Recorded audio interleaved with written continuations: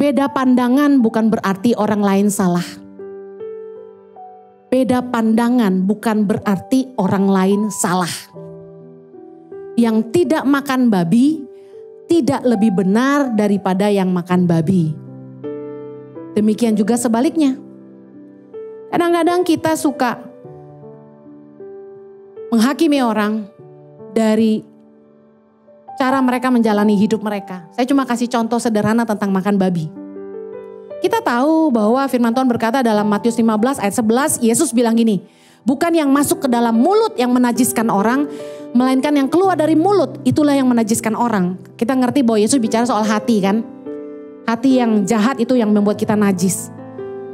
Tapi Rasul Paulus juga bilang gini, 1 Korintus 8 ayat 8. Makanan tidak membawa kita lebih dekat kepada Allah.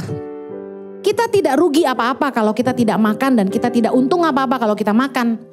Tapi jagalah supaya kebebasanmu ini jangan menjadi batu sandungan bagi orang yang lemah.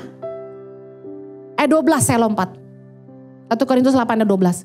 Jika engkau secara demikian berdosa terhadap saudara-saudaramu dan melukai hati nurani mereka yang lemah, engkau pada hakikatnya berdosa terhadap Kristus. Kenapa? Di ayat sebelumnya kalau kita baca, karena Kristus sudah mati buat mereka. Ketika kita mulai punya pandangan yang berbeda dengan orang lain, entah beda agama atau beda, lucu ya, Kristen itu banyak denominasi, ya kan? Saya ingat waktu saya masih kuliah di Australia, saya punya teman baik SMA, dia kuliah di Jerman. Saya aliran karismatik, saya GBI, dia ikut aliran apa saya nggak ngerti, yang tidak percaya bahasa lidah, bahasa roh. Mulailah kami mulai berargumentasi bahwa tanda orang dipenuhi Roh Kudus adalah berbahasa roh. Dia bilang enggak, itu adalah karunia. Akhirnya gara-gara perbedaan pendapat itu, kami tidak saling bicara lagi. Istilah ada orang Kristen makan babi dan tidak makan babi. Ada orang Kristen bilang gak boleh nyebut nama Yesus, harus sebut Yeshua HaMashiach. Macam-macam lah orang Kristen ini, ya kan. Beda pandangan itu bukan berarti orang lain salah dan kita benar. Juga bukan sebaliknya mereka benar kita salah. Kalau balik lagi ke firman Tuhan, memang bahasa roh itu adalah salah satu karunia. Tanda salah satu orang dipenuhi Roh Kudus bahasa roh. Penting gak penting berbahasa roh di tengah jemaat? Jelas dibahas di firman Tuhan bahwa gak penting. Bahasa roh itu untuk membangun diri sendiri. Makanya di ICI meskipun kami berbahasa roh, kami tidak berbahasa roh di sini. Di tengah jemaat. Karena tidak membangun, itu hanya membangun diri sendiri. Bahkan firman Tuhan menulis, kalau kamu berbahasa roh dan di situ ada orang yang gak ngerti, lalu dia berpikir kamu gila. Buat apa? Intinya kita harus balik lagi ke firman Tuhan. Beda pandangan di antara kita harusnya gak membuat kita memandang rendah orang lain. Hargai pandangan mereka, hargai prinsip mereka gitu loh. Kenapa kita harus menghakimi orang? Karena aliran yang mereka pilih.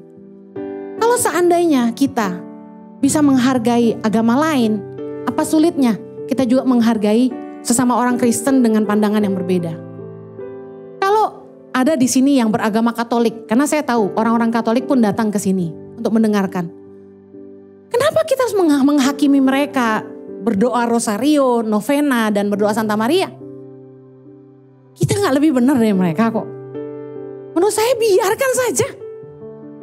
Agama adalah cara manusia mencari Allah.